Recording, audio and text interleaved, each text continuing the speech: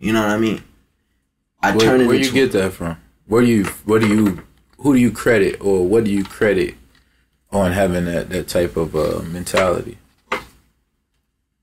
Is there anybody you can pinpoint? If it's not, then just. Yeah, I say my mother. I say my mother, of course.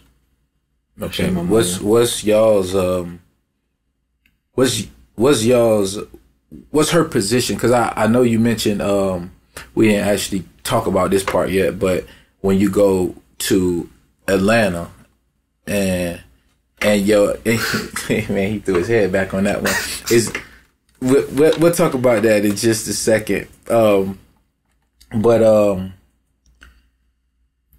It just sounds like there's a lot of like mental, just a lot of mental involved with, the whole process. Like what do you feel like your mental is improving at this point? You feel like it's disintegrating? Are you not sure where you are mentally, like through the whole process? Like, I feel like I'm leaning more to God. Period. For everything. Like, at that point, I had nothing left.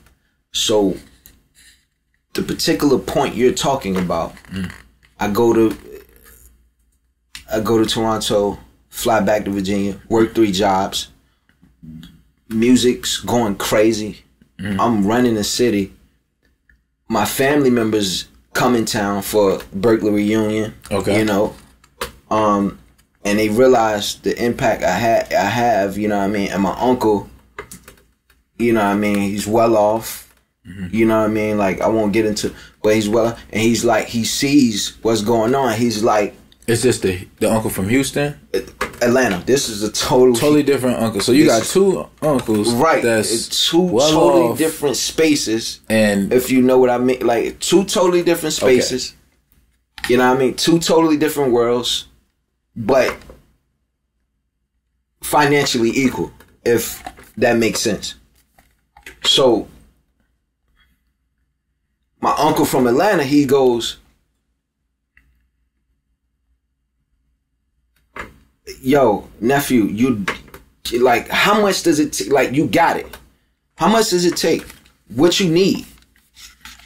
And this is the time I'm working 3 jobs, making sure my daughter's straight, making sure everything, boom, boom, boom, boom. How much time has passed since school? I always refer this is 6 months now. We're in June, July, baby. Okay, so June, July of 2010. Okay.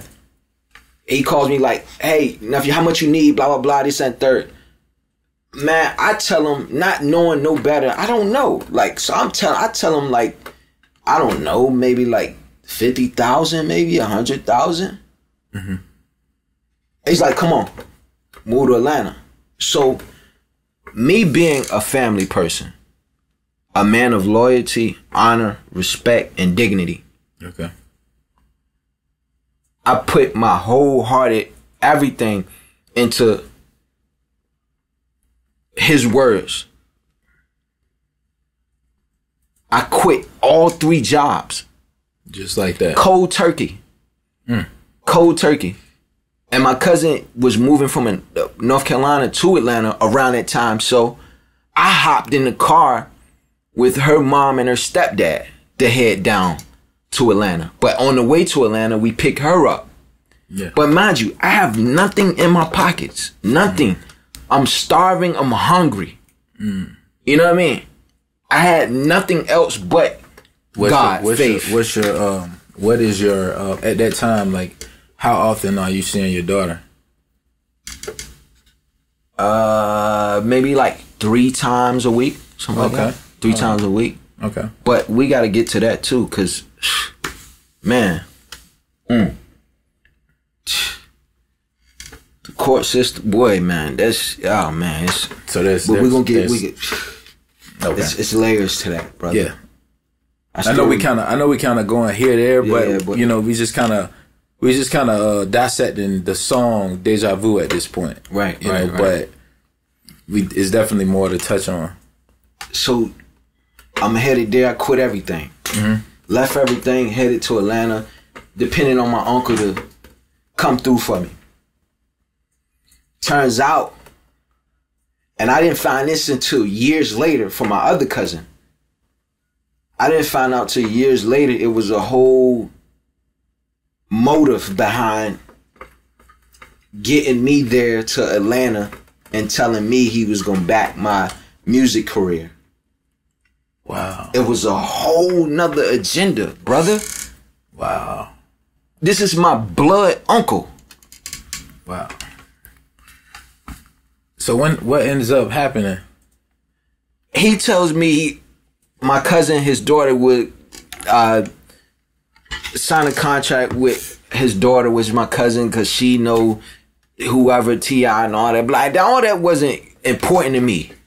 Right. You wanted 25% and all this other, like, come, I'm not that green. You know what I'm saying? It was just it was a lot. It was a lot to that. Like, you wanted a lot for a little. You giving me a little, like, you know what I mean? And this isn't even a year. Like, ain't even a year after I graduated. Wow, that's mentally. I can't imagine what you would be going through. You know, just but mind you, do all this though. Everybody think I'm on though. Right. I got a deal. I have this multi-million-dollar deal, and I'm on. I'm here, there. I'm gone. I'm famous. It's over with. And I'm in the back seat, stomach, ribs touching, looking out the window, praying to God that he gets me through this moment. Because I'm putting my life and my career, my goals into a family member. Because I'm loyal. I'm too loyal by default, if you could say that. I'm too loyal, and you know what I mean? Like, expecting everyone to do as I do, when that has hindered me along the way. You know what I mean? How do you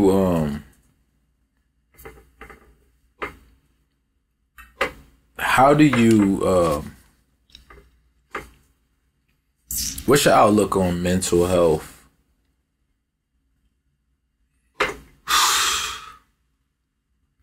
Man, I feel like that's like the most important, overlooked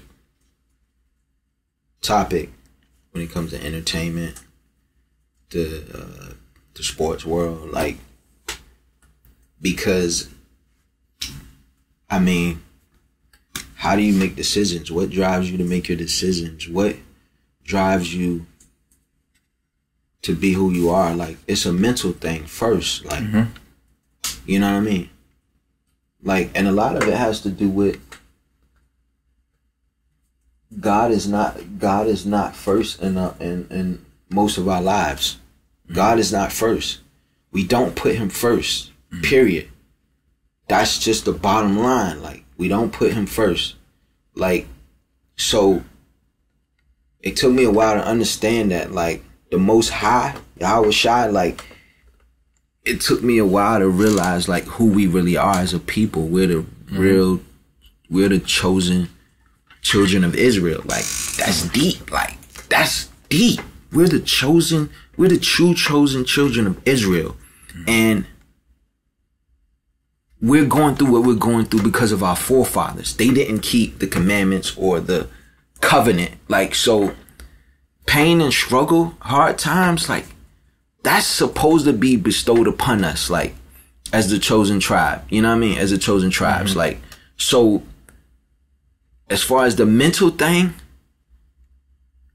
it's like, I really can't even begin to explain, like, how important your mentality is when it comes to the outer world, like, outside of you. Have you all, like, as when it comes to being in the music industry as you know it, have you always been aware of mental health and its importance to you, or is it something that you kind of realized like recently, or is it something that you're still, you know, learning a bit about and discovering, you know, anew every day? I say this. like, at first I was oblivious to it. You know what I mean? Mm-hmm. But like, I'm a creative, so like, my mind is here, my mind is there, and I move off of perfection. Mm-hmm. Like, so me wanting everything to be so perfect, so right, at the right moment drives me crazy. And now also this whole COVID thing, pandemic, like us not having social interactions, like with people, physical interactions, like with human beings, because at the end of the day, we're all connected. So them depriving us of that for so long, I felt it like intensely, you know what I mean? Like to the point where it's like, hold on, I'm depressed like like I ain't want to get out of bed. Like I ain't want to hang out with my guys. Like, you know what I mean? I didn't want to do anything because I'm driving myself crazy to the point where like, I want to save the world. I want to fix it. Mm-hmm. But how do I continue to have the drive to fix it when every hero, when every person of our culture and that represented us was assassinated or set up or framed by our own people though? Mm-hmm.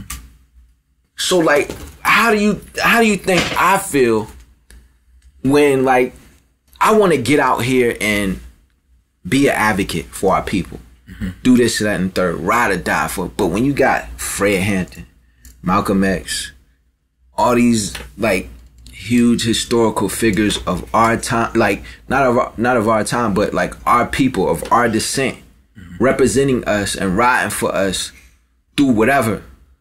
And look what happened. Mm-hmm. We get backdoored by our own people though. So does it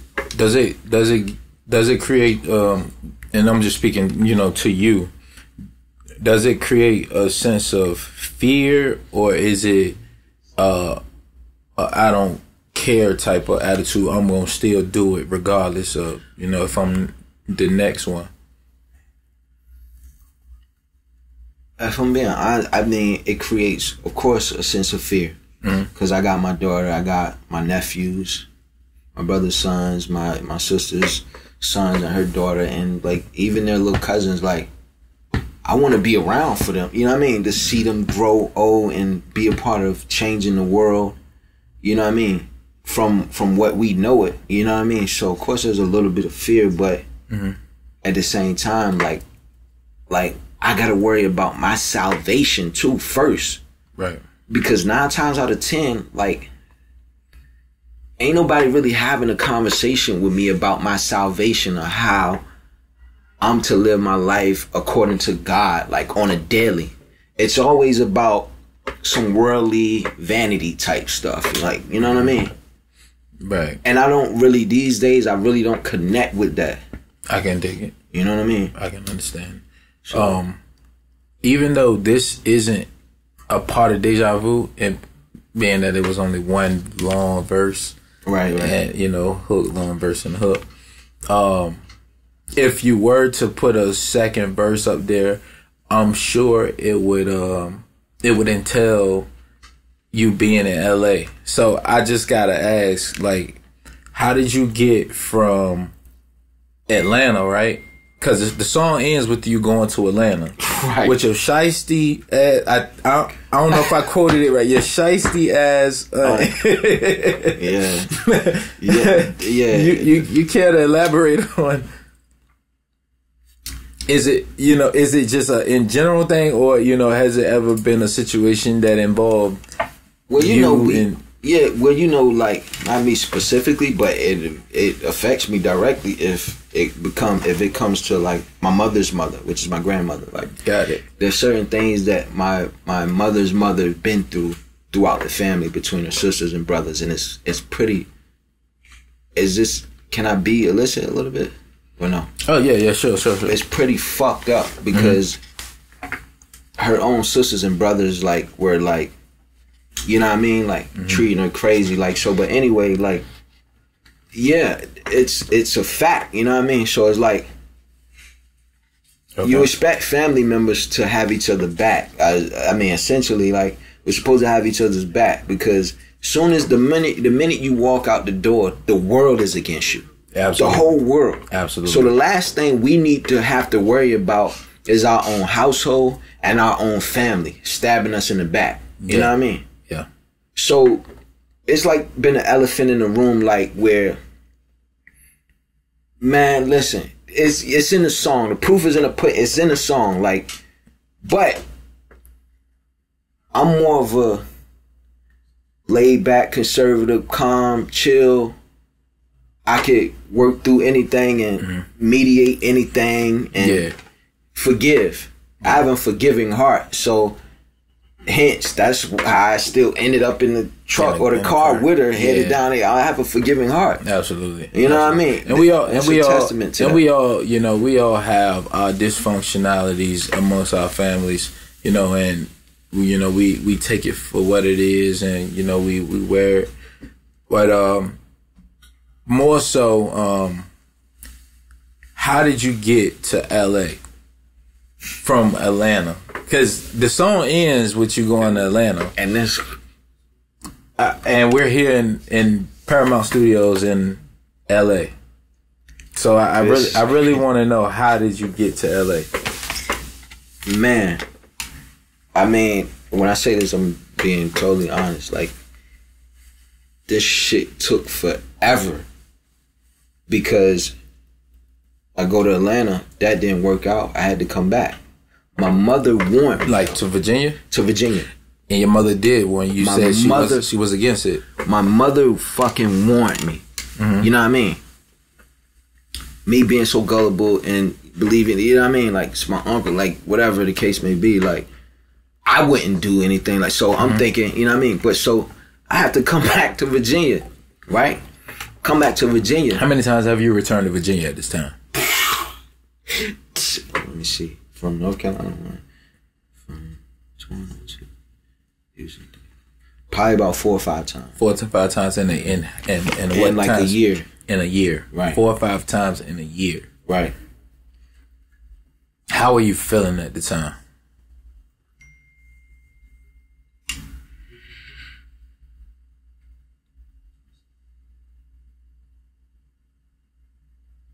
It's either now or never. I give up now or never. You know what I mean? Now or never. Like, if I can keep pushing through this moment right here, then nothing else matters. Can't nothing else stop me. And my boy M-Easy, one of my best friends, always tell me, like, he's like, yo, you're already on. You're good. Mm-hmm. You're on. You just need to work. Finish. Just be consistent. Just get back to working. Right. That's it. Okay. But you gotta think. You gotta understand. Like, my uncle just crossed me. Like, so what? You know what I mean? Like, who am I to turn to believe in, to be my backbone? I tell you who though. My boy Maul from A&T. He's from Connecticut. We've been joined at the hip ever since 05 orientation. So he was really, him and my guys, BA and, you know what I mean, a couple other my day one, like, they were the ones that kind of were they instrumental in your LA move, or? Yeah, like, I mean, they all supported me, but they couldn't believe how I was leaving.